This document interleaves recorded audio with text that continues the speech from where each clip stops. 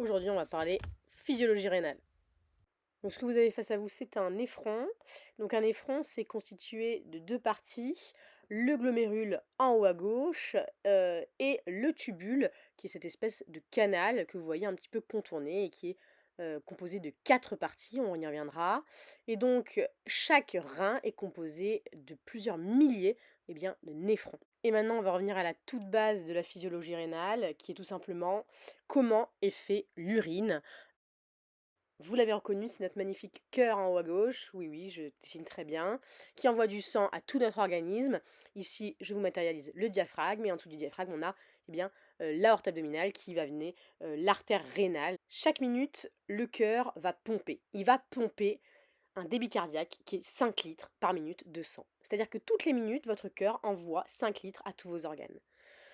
Le cerveau, tout comme le rein, est un organe extrêmement bien perfusé puisque 20% de ce débit cardiaque va au rein et 20% va au cerveau. C'est-à-dire que sur ces 5 litres, il y a 1 litre qui va au rein. Mais attention, et là c'est important, sur ce litre de sang, il n'y a pas que de l'eau. En fait, il y a du plasma, qui est majoritairement de l'eau et des ions en noir, et vous avez les cellules, globules rouges, plaquettes et globules blancs à gauche. Sur ce litre de sang, vous avez 400 ml de cellules et 600 ml de plasma et d'ions. Et c'est bien ce plasma et ces ions qui vont passer la barrière glomérulaire, absolument pas les cellules. Pas de globules rouges dans les urines. Attention, ces 600 ml de plasma qui vont passer au rein, il n'y a que seulement 25% qui seront filtrés. 25% de 600 ml de plasma, ça fait 120 ml par minute par 1,73 mètres carrés. C'est le débit de filtration glomérulaire. Ça y est, je vous ai ouvert les portes de la physiologie rénale.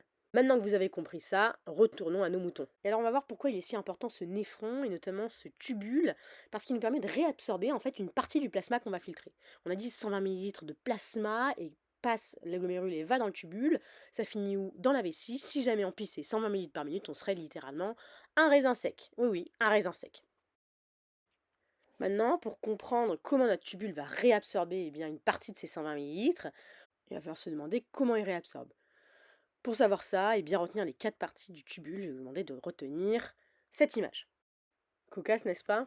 On a un aspirateur devant un moulin à eau qui n'a qu'une seule porte. Encore une fois, un aspirateur devant un moulin à eau qui n'a qu'une seule porte. Ça y est, vous connaissez les 4 parties du tubule. Et oui, le tube contourné proximal, c'est notre aspirateur. La anse de Henle, qui a ce nom parce qu'elle fait une anse, c'est notre moulin.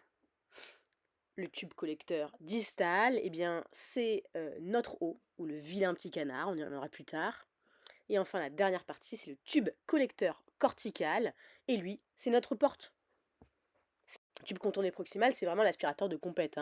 Il va réabsorber 2 tiers du sodium et de l'eau, 100% du sucre, 90% des bicards, un peu d'acide aminé et un peu d'acide urique, enfin bref, c'est vraiment l'aspirateur de compète. Et alors, qu'est-ce qui se passe quand ce tube contourné proximal ne fonctionne plus? On n'arrive plus à récupérer d'eau et de sel, et donc forcément, on va avoir un effet diurétique. On va pisser notre sucre, et donc on va avoir une glycosurie, on va plus récupérer nos bicards, et donc on va être acide, et puis on va pisser des acides aminés et des acides uriques, bref, tout ce que je vous décris, c'est le syndrome de Fanconi.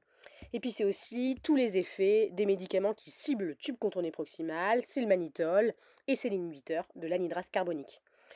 Voilà, vous savez tout du tube contourné proximal ou aspirateur du tubule rénal. Allez, on passe à notre anse de Henle.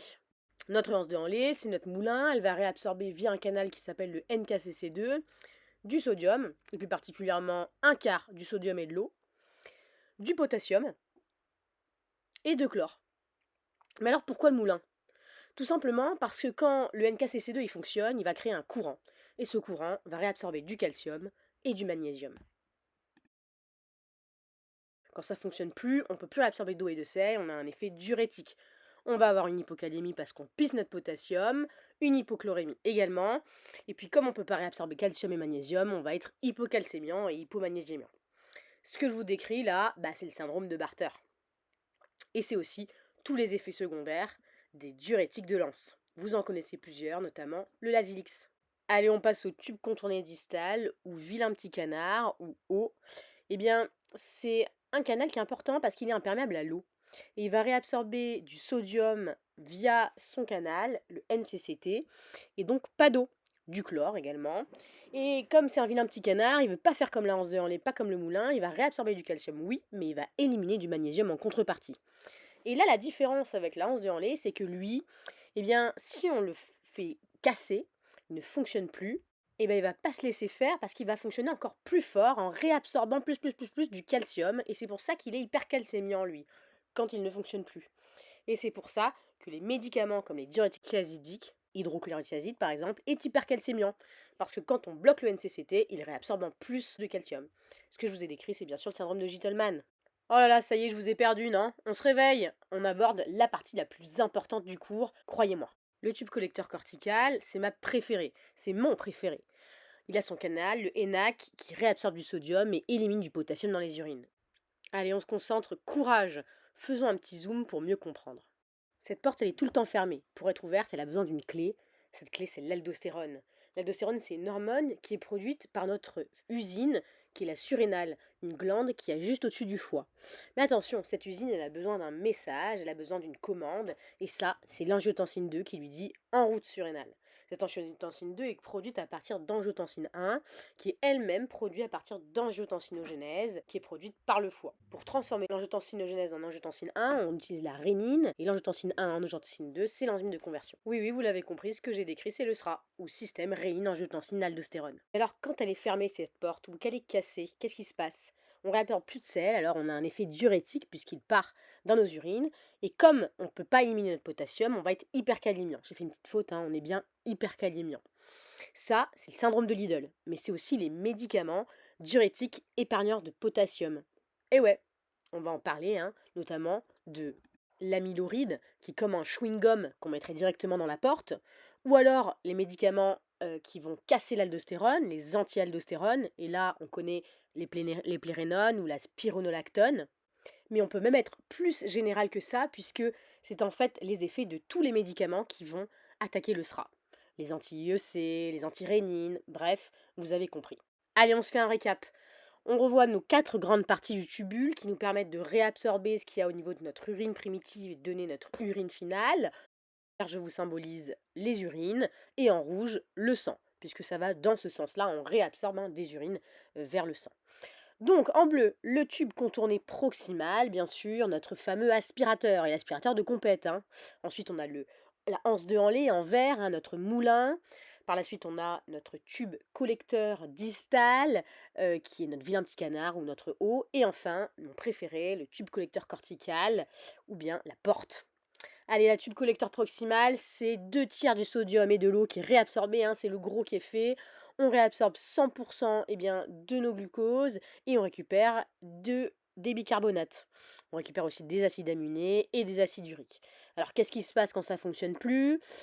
Quand on vient cibler notre tube collecteur proximal qui ne fonctionne plus, on peut pisser notre sodium et notre eau, on va pisser notre sucre et donc faire de la glycosurie, on devient acide parce qu'on ne réabsorbe pas nos bicarb, bref, c'est le syndrome de Fanconi et c'est aussi tous les effets secondaires des médicaments qui ciblent le tube collecteur proximal, anhydrase carbonique, mannitol.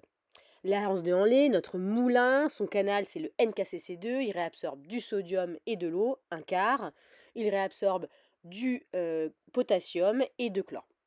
Mais c'est un moulin, c'est-à-dire qu'il réabsorbe en plus du calcium et du magnésium grâce à son moulin. Et alors, qu'est-ce qui se passe si ça ne fonctionne plus? Et bien cette fois-ci, notre moulin ne fonctionne plus, on ne va pas récupérer notre sodium et notre eau, ça s'appelle le syndrome de Bartter.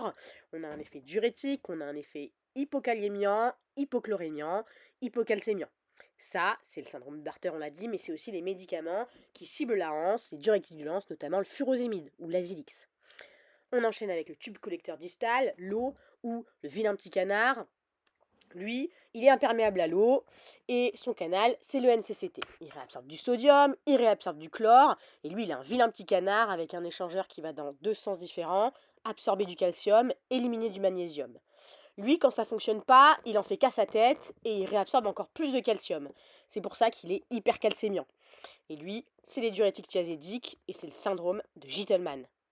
Diurétique thiazédique, vous le connaissez, notamment l'hydrochlorothiazide. Allez, c'est fini, c'est la fin, c'est mon préféré, le tube collecteur cortical et son fameux ENaC qui réabsorbe du sodium et élimine du potassium. Attention, il a besoin d'une clé pour être ouvert, c'est l'aldostérone qui est produit par la surrénale via l'angiotensine 2 qui nous vient de l'angiotensine 1 qui nous vient elle-même de l'angiotensinogénèse produite par le foie. Et c'est grâce à la rénine et l'enzyme de conversion que tout ça fonctionne.